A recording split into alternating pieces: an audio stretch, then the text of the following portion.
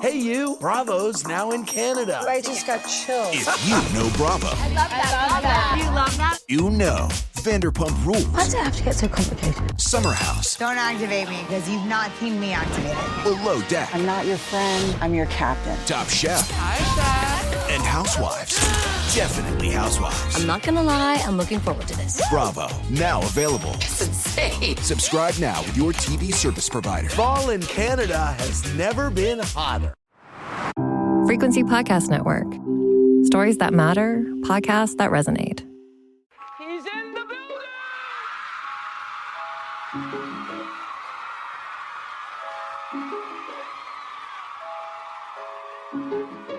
Drink the moment. Drink it. I said empty your mind. Coquettish and coy. Ow. Ow. What? There's people that are dying. The wickedly talented. More than great. It was historic. Crack is Oh, good for you. I have to apologize. One of the hottest.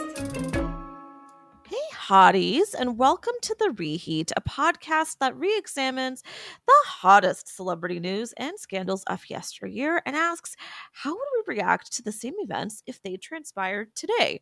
I'm your co-host, Sadaf. And I'm Sarah Sahagian. And this week, it's time for another Hot Off the Press. That's when we do a mini-sode that discusses the salacious headlines that are currently obsessing us.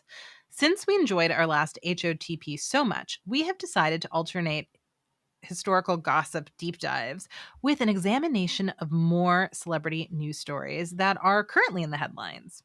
So, Sadaf, let's kick off the goss by discussing Meryl Streep and Martin Short. What's the deal? Are they a couple? Are they just having fun? Are they complicated, like a BJ Novak and Mindy Kaling type situation? I, for one, am fixated. I am deeply in love with this, and I really, really hope that they're true because this gives me such joy. Hi, Omar. Evidently, Omar is also a really big fan of these two. So just for context, Meryl split from her husband of many years quite recently. Actually, I think they were apart for some time before they actually announced it. So people have spotted Meryl with Martin out and about. They've been friends for some time. It could be nothing, but I really hope it is something. What do you think, Sarah? I think it's something. So Martin Short in January 2024 told Bill Maher that they're not a couple, they're close friends. However, they were seen holding hands at the Only Murders in the Building premiere. And they've also been seen holding hands just, out and about, out on the town, like at the movies or other places. I feel like something romantic is happening. And so if he thinks they're just friends, really, if he's not just lying, if he actually thinks they're just friends, is Martin Short a septuagenarian fuckboy? Is he just we're friends with benefits? That is what it occurred to me. I'm either you're lying because you don't want people to know you're dating, which in your 70s, why lie about that? Just be honest, right? It's fine. And how dare he do that to, multiple Oscar winner Meryl Streep, sir? Well, it's if you aren't going to commit to Meryl Streep, what are your standards? There you go. I actually don't know Martin Short's dating history or marriage history, dare I say, but he was married for a really long time and his wife died. He's a widower. So he's a one-man woman. Or he was. Maybe now he just can't be tied down. Or a one-woman man. Sorry, he's a one-woman man. But maybe now he just can't be tied down. He's I need to keep my options open. But I'm who? You've got Meryl Streep. How can you do better? Who does he think is going to come around? Well, listen, before we start shitting on Martin Short, who I love, who is a Canadian treasure, yes, he is a treasure. Say, yes, he is. So she did recently guest star in his show, Only Murders in the Building. So I don't know. Maybe that's part of it. They've been hanging out because they've been filming together. Obviously, they've been friends for some time. Maybe she just doesn't want to be in the spotlight. She's never really been that kind of person. I mean, just the fact that she had split from her husband and she didn't announce it until much later. And I don't even know that it was a formal announcement, or rather it's just kind of spilled. And then they had to announce it. But I don't know, whatever's happening here, I very much approve. And I love a little bit of old Hollywood, older gal or older pal gossip. I heard romance news like this in a while. I love it. I mean, and you're right. Maybe she's the one who doesn't want to commit, or at least doesn't want it to be public. And you know what? At this age, they both have had marriages. One ended in divorce. One ended, very sadly, in death. I guess it makes sense that you're like, well, we're not really gonna move in together. We have our homes, we have our families, we have our interests. This is pure companionship, which I've read and listened to a lot of content by older people who started dating after something like a gray divorce or a partner passing.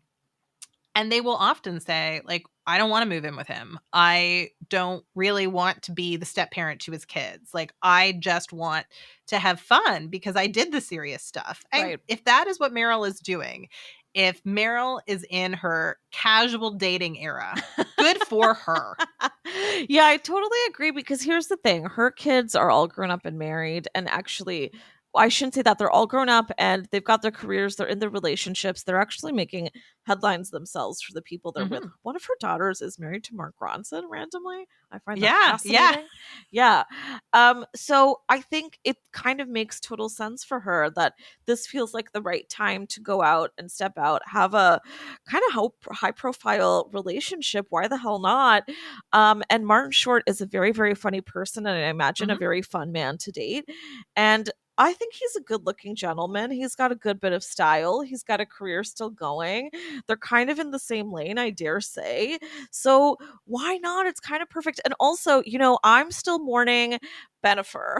I will be mourning this for quite some time. So give me this. And I also feel like Bennifer 2.0 we got because those were two people who also felt like, hey, we've established our own families individually. Maybe this is the best time to give this another go because we don't have that pressure on us. For these two, they're a few decades down the line, but I think it's a similar story. They've already established that part of their lives. Now they get to have a little bit of fun. And who says people at this age can't still have a little bit of fun? I think they definitely can. Good for them. Go. I love it. Meryl and Martin, that sounds so cute. I think they can have more fun. Like, in my own life, the couples I know who have the most fun are couples just like this, like affluent people who find themselves single in their 60s or 70s and their kids have moved out and they don't have a lot of responsibility, right? Like, if you are like them, right? I mean, they're very privileged people, right? Like, they don't have a mortgage, they don't have kids at home. This is the dream, right? This is the dream for your golden years. You get to have fun, have a well-dressed gentleman take you out on the town, go to Broadway musicals with him, go to his cottage on Lake Joseph, right? Like, I mean, I don't know if she's been there yet. I'm just saying she could. Meryl's been everywhere. Let's be real. Meryl's done it all. Now, what would be the cute little nickname that we can give these two? I don't know that there is one. I'm concerned. Yeah, I don't know. Do you have one? Short. Okay. We'll workshop it. It doesn't work. That doesn't mean that they won't, because again, we've seen how Bennifer has crashed and burned. So it just is what it is.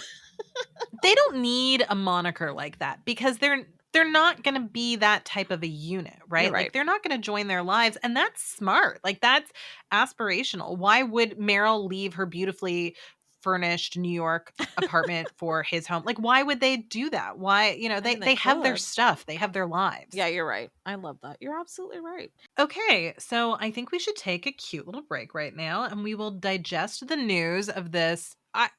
We could say possible, but I'll say probable romance between Martin Short and Meryl Streep. Yes, please.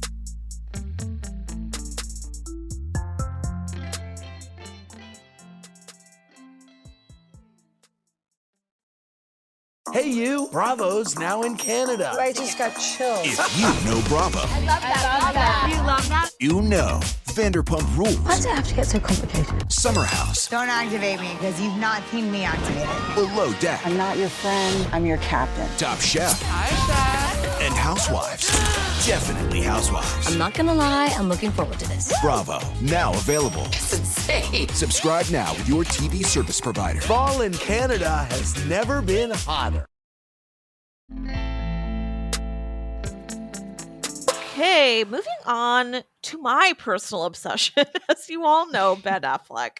Now, my boy has been seen out and about with a woman named Kick Kennedy. Yes, she is in the Kennedy family. Kick is a nickname. It's a fascinating one. It is so appropriate to this family.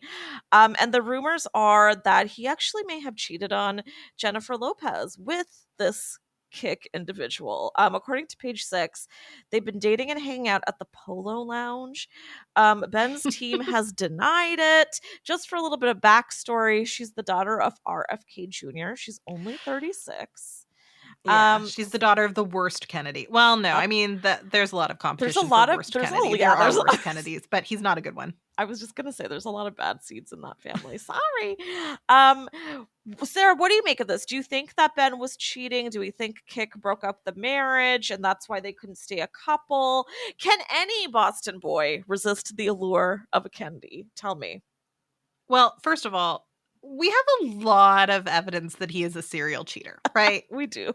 There's good reason to believe he cheated on Jennifer Garner when they were married with his children's nanny. Yes, allegedly. And that's one of the lowest things you can do. Allegedly, yes. Okay. I mean, I think it probably happened. I would be honored to be sued by Ben Affleck. I would be turned on by this, but we cannot afford it. So we're going to throw it. We can't afford it. It allegedly happened. Allegedly. There was lots of speculation that he cheated on Jennifer Lopez the first time. Like, this is not somebody who is known to excel at fidelity. So I think if a Kennedy, because he is a Boston boy, right? Yeah. A Kennedy comes up to him, and she's cute. She actually kind of looks like Jennifer She is Garner. cute. She does. She's cute. Does. She has great taste in lip color. Her lip color is always amazing. There you go. She comes up to him and is like, hey, want to get drinks at the Polo Lounge and then go back to my place later and I don't know, like what look happens at later, my Sarah? collection of khaki pants. Wow. I think he'll say yes. Absolutely. I would love to go down to the Kennedy compound for the summer. You know, why not? That sounds great to me. But I mean, I still don't approve of cheating. Again, love this man. He's very problematic. He's done a lot of stupid shit. I don't approve of all of that. And I really don't like it if he cheated on my good gal Jennifer, who's really, really been through it.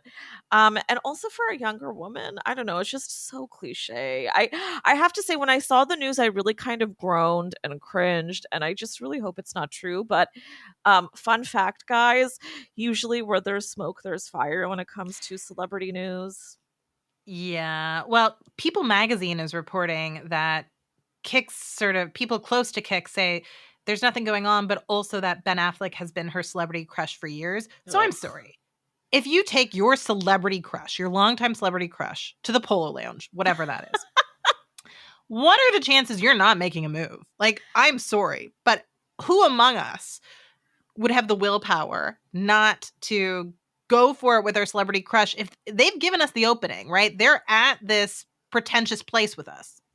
I'm going to be honest with you, and I feel like a lot of people are not going to believe me when I say this, but if I ran into Ben Affleck at the Polo Lounge, which we're making sound like it's a sex club, but if I ran into him there, and he was so seedy, yeah, and if he was still with Jennifer Lopez, honestly, and listen, you guys all know how hot I am for this man. I would step aside because I would be like, you need to respect that marriage, and I'm rooting for you, and I believe in your love with her more than your potential love with me. I would do that. And so what I'm learning from this is that Kick may have been a fan of his at some point in time, but to be a true fan of Ben Affleck's, you respect that marriage, okay? Yeah, but I think we're underestimating what Kennedy confidence does for a person. This is a pathologically confident family, right? Like, these people have a destructive amount of self-esteem that has caused them to do many things that have made the world a worse place. I mean, some of the things they've done have made the world a better place. Yeah. Like, I'm not saying they have no legacy of positive contributions, but in the last few decades, they've been pretty destructive. So yeah, I feel like that Kennedy confidence makes you just feel entitled to another woman's husband. And this is speculative because I've never met Kid Kennedy. Maybe she's the loveliest person ever. Maybe she's the top fundraiser in her Daughters of the American Revolution Club. Like, I don't know. Maybe I would love her. But I suspect she might have that entitlement that other Kennedys, like her father, seem to display on a daily basis. Yes, this is correct. And I think it's kind of amazing they have so much confidence considering they are also cursed. Don't send me any hate mail. I know that there's a lot of controversy around that, but it is what it is. That would be my one thing. I wouldn't want to like I would also love to have a fling with a Kennedy, as our dear good friend Taylor Swift also has had, and some other people in the past. But would I want to potentially have that curse rub off on me? Absolutely not. So there were things to weigh here for Ben, and I fear he made an extremely poor decision all around. I mean, it would be fascinating if the Kennedy curse rubbed off on him. I'm just saying, like, that really would be very cinematic. I'm not wishing that for him. I'm not a fan of his at the moment, but I'm not wishing for his demise. However, don't you think a little part of him would love to die because of the Kennedy curse? Like, that's the ultimate sign of social mobility for a middle-class Boston kid. It's like, I made good. I ended up with a Kennedy and I died because of that family curse. Oh I think my if he had God. to pick the way to die, that's how he would choose to go. Knock on wood. Okay, if you are I don't want him this... to die. I just think that that's how he would write his own ending. Okay, is this part going to make it into the episode? I think it will. You guys should also see Sarah's face when she just said that. Sarah, I fully approve. And you know what? And his brother Casey and Matt Damon, they would all put this into the movie. And it would be an incredible movie. And again, I also know Casey is problematic. Don't worry. But that is what would happen. Let's be real. Anyway.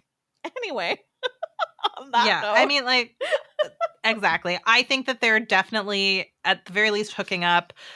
I think they'll make it official. This is my prediction. Really? I could be wrong.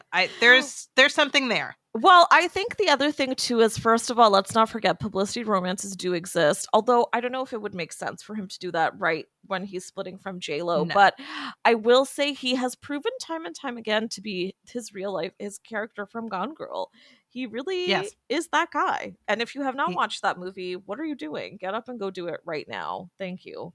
Brilliant. I rewatched it on my flight to Taiwan recently, and it was chef's kiss. Like, just one of the best thrillers of the last 40 years. Amazing. It's so good. Absolutely. So, Sadaf, the Toronto International Film Festival is upon us. It's also known as TIFF. So every entertainment journalist who lives in Toronto like we do lives for this time of year. By the time our listeners hear this episode, the winning films of the festival will have been crowned. There's also TV. But right now, it's just a cute little baby. The festival's just getting underway. It's full of potential. So let's discuss. What are you excited about? Have you seen anything so far? Do you have anything on your list? I love TIFF. I'm not as militant as I used to be about it. There was a time when I watched 5-6 movies a day and I didn't eat and I barely slept, and I would trek in from Scarborough, which is a fairly distant suburb, to do all this. I'm not that kind of maniac anymore, so I don't know how much I'm going to squeeze in. I also have a job now, so there's that. But a couple of the movies that I'm really pumped for, I really want to see Baby Girl. I want to see Queer. I want to see Bonjour Tristesse, which is directed by a Montreal writer who I really love called Durga Chubose. I really encourage anybody to look her up because she has a really great book and she's just an excellent writer. Shook is a great movie by a Scarborough filmmaker named Amir Walla. There's just so many things that I want to see, and there is no way that I'm going to fit any of it in. I want to see The Last Showgirl. I want to see Anora. What about you, Sarah? What have you got on your list? So I have seen a few things so far. I saw a really great movie called Village Keeper, which is by first-time writer-director Karen Chapman. It's fantastic. It is about a mom of 2 kids who lives with her teens and her mother in an apartment in Lawrence Heights. It's a wonderful story of healing, of rediscovering pleasure. It's beautiful. It's a very Toronto film as well. There are gorgeous shots of the city that you don't normally see because Toronto often has to pretend to be another city in movies. Yeah. So it's a great story that I highly recommend. So that's Village Keeper. I've also seen Seeds, which is a fun comedy horror movie with a good message. Ooh. So it takes place on a Mohawk reserve.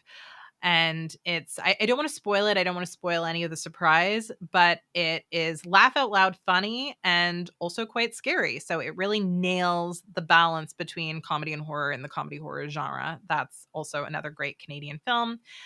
And I saw the film I was most excited to see, which I can talk about here because this episode isn't coming out until the festival's concluded. I saw Conclave. And oh, how was that?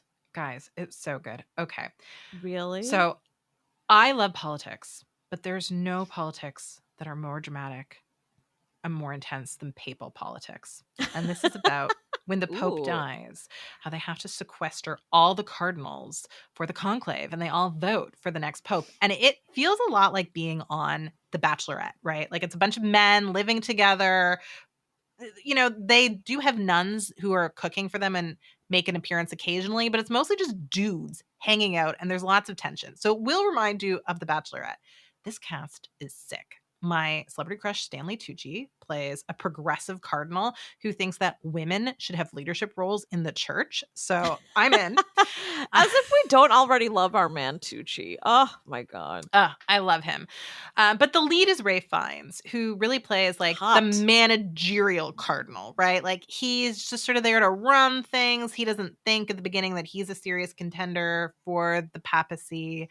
So that's really interesting. There's a very arrogant Italian Pope who believes that the next Pope needs to be an Italian, but this guy's really regressive. So the stakes are high. It's fun. There are a lot of amazing monologues about the nature of faith and the purpose of religion and how religion can evolve or even whether it should evolve. So if you like theological debates as much as I do, you will enjoy seeing some of the finest actors over 60 engage in these debates as these characters, all while wearing the robes and dressed as cardinals. Like, I loved this movie. Now, some of the critics I saw it with did not care for it. I think it's a very specific flavor, but it was my cup of tea. So I highly recommend it. Okay, I love that. And there is a lot of buzz around it. Ralph Fiennes has a couple of movies at the festival this year. Keep in mind, even if you can't go to the festival, a lot of these movies, and I believe including Conclave, actually have release dates pretty soon. So you can catch them pretty quickly. And we will definitely let you know when Conclave comes out because that was a glowing review and I would like to see it. And I don't know if I can fit it into my time at TIFF. So there you go. Sarah, on this note, do you have any particular memorable TIFF memories of the past? Okay, so my favorite memory. She's ready. I'm ready. I have one. It's top of mind. Okay, so I went to the world premiere of The King's Speech, which is a movie that some people think is twee. I still love it. I love me some Colin Firth. I think he should have won the Oscar for A Single Man instead, but he was quite good in it. I also thought it was a bit twee, but I want to hear your take. So I love that movie because it's a movie about oratory. And as a society, we don't talk enough about oratory. I've spoken about this on our podcast before. So I enjoy how it goes into the dynamics of what makes a good speech, what makes a good speaker, how you don't have to be flawless to be compelling. I really enjoy that as somebody who spent a lot of her life doing competitive public speaking and teaching other people how to do speaking as well. So I love that movie, but I was there for the premiere and it happened to be Colin Firth's 50th birthday. Ooh. And so everybody at Roy Thompson Hall, which is where the film premiered, sang him happy birthday before the movie started. And oh my God. Guys, I got to sing happy birthday to Colin Firth. Like, I'm sorry, nothing can top that. He's Mr. friggin' Darcy, okay? Like, my little Anglophile heart just burst with joy. And then on the way out, the premiere for The Town was going in, right? Like, that was premiering right afterwards. And so I was exiting the building, and the way they have you exit, you kind of go past like the stars, like John Hamm, Blake Lively, and my other favorite, John Hamm, was there. And some publicist, I don't know who she was, this lovely woman, I guess needed someone to share the moment. And even though I was there with my parents and my sister, she like randomly just pulled my hand. And I guess she could just feel that I too loved Mad Men. And she said to me, "Do you like Mad Men?" And I said, "Yeah, I like Mad Men." She's like, "John Hamm is coming right now. Just stay here and you'll get a good view. And so we stood together and held hands. Like I held this woman's hand. I didn't know who she was. I'm not entirely sure what her purpose was there. I think she was a publicist or something. I don't know. And then just we jumped up and down screaming, John Hamm, Don Draper, as he passed us. And he didn't look at us, and that's fine because we got a good view of him. And so this was my best TIFF night. Nothing will ever top that TIFF night. Like Don Draper and Mr. Darcy. My God, two night. very fabulous What's your men. favorite TIFF memory? Well, I also love me some John Hamm. I would like to spend a good hour talking about how he's made poor career decisions since then, but I will hold off. But that is a gorgeous man right there. So that's what I'll say to that. So it was Colin Firth. Clearly, I'm very horny this episode. But on that note, I've got so many TIFF stories, but I think one that I will share that's related to this and maybe interesting for our listeners. This was actually one of my first times at TIFF, so quite a while back. And it was when I had just started being on the interview circuit, which when you're just starting out and you are a film fan and a TV fan and whatever, any interview is so thrilling and you get a little bit starstruck. I don't these days, but back then I did. This was like, I don't even know, a while back, maybe 10 years ago. And Ryan Gosling was at TIFF for Drive. The entire cast was. And oh my God. Well, I mean, I still love that movie so much, but I had just watched it. It was incredible. I was lusting hard. I go to my interview with him, and he's like someone who had been, he was probably the guy that I was his biggest fan up until that point. I'm sitting next to him for this interview. I can hardly breathe. I remember like I sweat through all my clothes. I think I had like a sheen on my face because I was so shaken to be next to this man. And when I was trying to make chit chat with him at some point because we had to get the cameras and everything set up. And I just remember he was flirting with me and I lost my mind and I almost shat myself. But here's the thing. As the interview proceeded, he quickly became clearly so arrogant. The way that he would answer questions, the way that he was doing this flirtation, like he wasn't interested in me. It was just kind of his move with female journalists, which I started to notice, and that really actually pissed me off. And I didn't like the way that he would answer every question was kind of suggestively, not actual straight answers. It was like everything he said was a flirtation. And I was like, you clearly know the effect that you're having on me. Good for you. That is true. But also, you're not giving me anything good to work with. And it was actually a changing moment for me in my career because I was like, these men may be hot, but they will actually not help my career. This is how they are when I'm asking them questions. It's not helpful. It's not great. I know that you know that you're hot, but I hate when men know that they're hot, especially movie stars. And they definitely know. Okay, so I felt differently about Ryan Gosling since that day. Is he hot? Yes. Is he still hot? Absolutely. I still love him, but not in the same way. That's it. That doesn't surprise me because I think a lot of men, when they're really good looking, are kind of borderline sociopathic, right? Like, oh yeah, they use it to their advantage.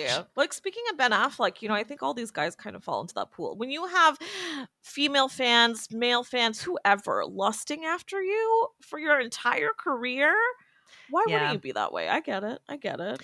Exactly. And if you have this easy way out, if you know you can always have a better interview or at least an easier interview where they kind of softball you if you flirt, I get why they do it. I don't think it's very professional to do that. I think that you should actually engage with the questions of the media and not try to disarm people by being gorgeous. But Ryan Gosling, I might do the same thing. I know. Well, I don't know. I mean, here's the thing, because he was engaging more appropriately with the male journalists versus the female journalists. And I think I was one of like 2 female journalists there. So, like that's bullshit. That sucks. That is bullshit. Like, actually do your job no matter who the journalist is and be respectful of that person and their craft. Yeah, no, that makes me upset, that double standard. Yeah. Okay. That is a good TIFF story. I mean, not as uplifting as mine. No, I'm so sorry. I should have probably gone first. But I listen, it was years ago. He's probably not the same way because he was also younger and he was just about to like really hit this peak of fame at that time. So he might not still be the same way. I really hope he is. And one day I'll interview him again, maybe. I don't know that I'm eager to, but we'll see. Anyway, let me quench my thirst. Let me get a cup of water. Let's take a quick little break, shall we, Sarah? Yeah. Welcome back to the reheat, Taylor's version. You know who never goes out of style? Our girl, Taylor Swift. Thanks to Rogers, we are giving away 2 tickets to see Taylor Swift The Eras Tour when she comes to Toronto, so you can watch in style. I know you're dying for more info. I'm so excited to be giving away these tickets. I literally can't sleep at night. Well, unfortunately, you can't apply, Sarah. I'm so sorry, but the rest of you can. Each week, we are going to give you a different keyword, and this week's keyword is karma. Text karma and your name to 925-555 to enter for your chance to win. Again, text karma, that's K-A-R-M-A, and your name to 925-555 for your chance to win. Thanks to Rogers, the presenting sponsor of Taylor Swift The Eras Tour. Standard data and message rates apply. See contest rules linked in the description of this episode for details. And I mean, come on, there's no better karma than winning these tickets over your enemies and your frenemies, so you really want these tickets. Don't worry, Swifties, there will be another keyword in next week's episode. The contest is 6 weeks long for up to 6 entries. So you're going to get so many chances. Don't sweat it. Good luck. Okay, Sarah, speaking of movies, I gotta ask you, have you read the reviews for the new Joker sequel? So I've read a couple, but I know that you are a scholar on this topic. So why don't you summarize for our audience what is happening? What's the discourse? So I wouldn't say I'm a scholar, only because I had zero interest in the original. I love the Joker character. I know that the world is obsessed with it, and we're going to see iterations till we die. I wasn't a fan of the first one. I thought it was an incel glorification. Yeah. And I'm really mixed on Joaquin Phoenix, and I think that he saw too much in himself as this character. I honestly, I would have loved it if we even left it way back at Heath Ledger and just wrapped it up from there, but I guess everybody wants a shot at it. For the new sequel, the reason that I'm intrigued is because I very much love Lady Gaga, and I very much love her as an actress. She's incredible. I watched A Star Is Born a record number of times. I will continue to do so. Please do so if you haven't. She is an actrice. So she co-stars in this, and the reviews have started to trickle in this week, and they're not great. And I'm shocked because people really went nuts for the first one, but they're all saying Lady Gaga is wasted, and the movie is actually really not that great. And that's kind of all we've got so far. But Sarah, I'm curious what your thoughts are on that. Well, the first one wasn't great. And I feel like you can only fool people for so long. You know, it's like the Emperor's New Clothes. Eventually, some little kid is going to come in and be like, the Emperor's naked. And I guess brave critics finally started to pipe up and say, this is not a great movie. The first one wasn't amazing. I'm sorry, I don't think it was. And it's not just that the message, in my mind, was, pro-incel. I just don't even think it was that well made. I don't think it was particularly well acted. I don't think the script or the plot were that great. I think it was doing this weird Sixth Sense thing that it did not pull off effectively. And I'm glad that people are finally saying, like, this is just not well-made filmmaking. However, I feel bad for Lady Gaga. And I also want to ask her team why they decided to put her in this movie of all movies, because she's so selective with what she does, right? Anytime she does a movie, it's an event. She doesn't make that many. The last one was House of Gucci, was her last sort of big project. If she's not going to make sort of 4 movies a year, if she's not going to be as prolific as Amy Adams, if she's going to get her Oscar that she deserves, she has to choose better. I'm worried for her. What about you? I'm not too worried because my assumption is that she was trying to win over a new audience. I'm sure she wanted to work with Joaquin Phoenix. And I can see in the same way that the Joker is a fun character for men to dig into, I can see her feeling the same way. And this probably felt juicy just from that perspective. It's very different from a viewer's perspective, right? What was it like to be in that kind of fictional land? Must have been fun, I bet, even if the movie is not great to us. The other thing I think is that she's just so smart. I see her picking up the feedback she's getting for this and taking it into consideration and making smart choices from there. I don't know, I still trust her. And by the way, guys, it's not all bad news because she's also announced this week, very smartly to coincide with the release of the movie, that she's going to be dropping a new album around that time. Good. So there will be good things happening. And if the movie does burn, it's fine because she's going to have an album out. So there'll be a lot to talk about. The best Harley Quinn will always be Kaley Cuoco. That Harley Quinn animated TV show is phenomenal. If you haven't seen it, everyone should watch it. Like, Belle is also lovely as Poison Ivy. They're so funny. It's incredibly well written. The character development is subtle and smart. Watch it. It is fantastic. It is far better than the movies DC's putting out right now. There you go. Sarah and I love Kaley Cuoco. We are in the minority, but go Kaley Cuoco. And on that note, that is this week's episode. Thank you to our talented editor, Evan Wexler. And of course, thank you to all of you listeners. We hope you'll come back every week because we plan to cover a ton more scandals. And the only way to do that is if we gossip about it all together. And if you want to hear more from me, you can find me at _ Sadaf Hassan, and you can find the podcast wherever you listen to all your shows. Sarah, where can our listeners find you? Listeners can find me on Twitter at Sarah Sahagian. And if you liked this podcast, please rate, review, and subscribe so other listeners can find us too. And if you'd like us to keep growing, we'd love for you to support us on Patreon at patreon.com/thereheat, where we've got some goods in store for you. Thanks for listening.